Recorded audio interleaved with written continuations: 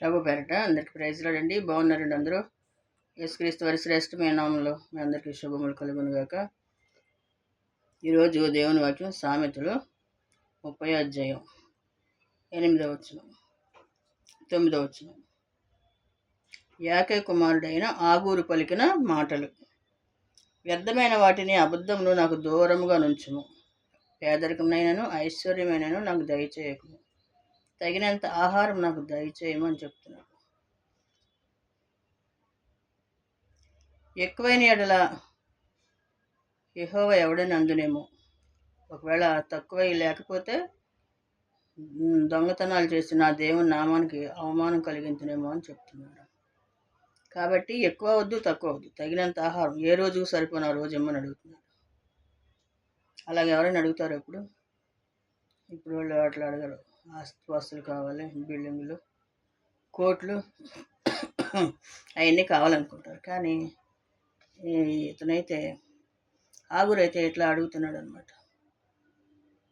తగినంత ఆహారం, ఎక్కువ వద్దు, తక్కువ వద్దు.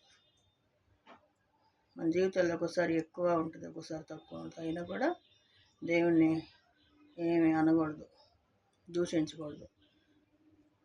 ఇతను ఏమంటున్నాడు, ఎక్కువైతే యెహోవా ఎవడని అంటారేమో అంటున్నాడు. అలాగే అనేవాళ్ళు కూడా ఉంటారేమో, అందుకని ఆ మాటలు రాయించారు దేవుడు. కాబట్టి తగినంత ఆహారం దేవుడు మనకు రోజు ఇస్తూనే ఉంటాడు. మనం పుట్టిన నాటి నుంచి ఇప్పుడు దాకా ఆయన పోషిస్తున్నాడు, మన అవసరాలు తీరుస్తున్నాడు.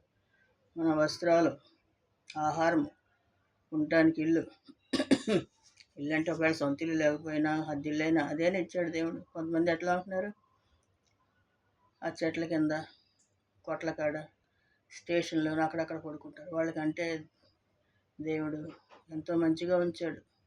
కాబట్టి ఆయనకి కృతజ్ఞతాస్తుతులు చెల్లించాలి. దేవుని ఎందుకు భయభక్తులు కలిగి ఆయనకి స్తుతులు చెల్లించి ఆయనకి ఇష్టంగా జీవించాలి. ఎల్లప్పుడూ కూడా లేచిన కాంచి పడుకునేదాకా మన అవసరాలన్నీ తీరుస్తున్నాడు ఆయన.